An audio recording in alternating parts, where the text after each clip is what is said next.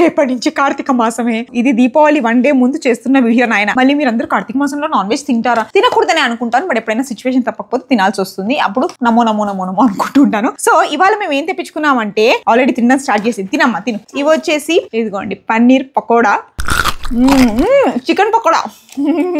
ఇది పన్నీర్ పకోడా. వీళ్ళు ఇలా తింటారో లేదో తెలియదు కానీ నేను గోంగూర పచ్చడిలో నంచుకొని తింటున్నా. బాయిల్డ్ ఎగ్ కుస్కా అట. నేను ఇప్పటివరకు ఎప్పుడు తినలేదు కుస్కా, సో తింటా. ఫ్రైడ్ కుస్కా. ఇదిగోండి ఇలా గోంగూర పచ్చడి తీసుకుని ఇలా ముంచి వాపిడిదానా. ఎందుకైనా చేస్తుంటావు, కూర్చొని తినరాదు.